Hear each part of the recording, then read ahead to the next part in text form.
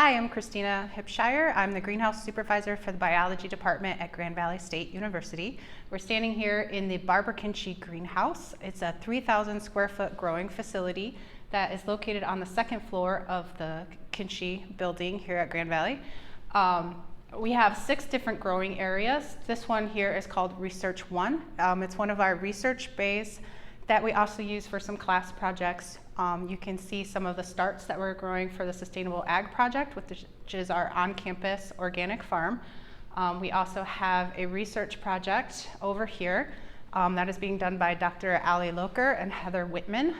They're going to Duncan Woods in Grand Haven and taking different soil samples and seeing what's coming up from the seed bed there, seeing how much is native, how much is invasive, and then making a kind of restoration plan off of those different soil samples. We also have 5 other areas here that we have projects for students going, and then we also have our permanent collection that we bring in and out of labs that students can kind of look at and observe, and then they also can come in here for tours. Here I'm standing in the driest of the greenhouses. We're looking at some agave back there and some succulents and a whole host of different kinds of cacti. Okay, so this is one of our student projects. It's done for Bio 403, Plants, Form, and Function.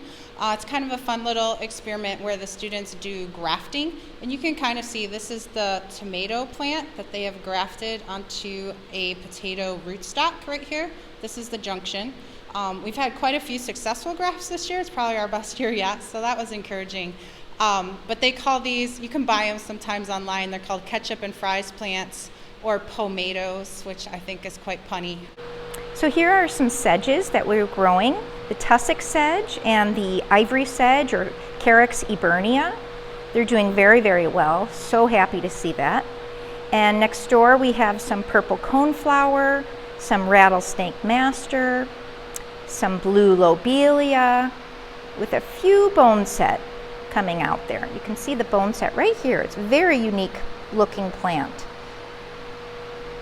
More purple coneflowers, so we have an abundance of that, Echinacea purpurea. Iris, I'm very pleased to see some of the blue, the iris versicolor is coming in pretty nicely, not as robust as some of the species. Look at the happy mountain mint.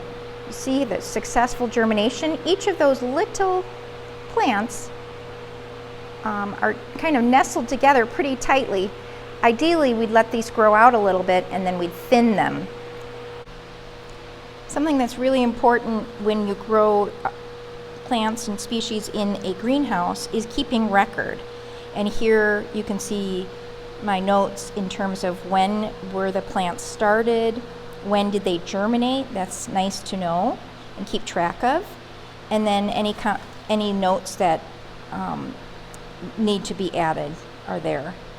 So I've been updating my notes to have some of the more of the quantities of the plants that are successfully germinated, and we can pretty much assume will continue to grow out so that we can use them for projects.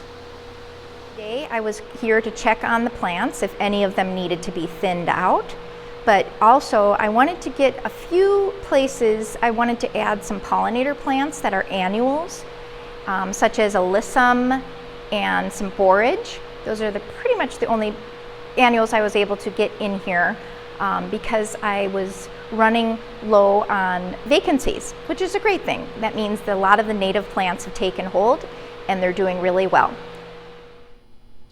Here are the plants that we're growing for Groundswell projects. You'll see most of these are native plants, and some very empty trays right now were just recently planted as annuals.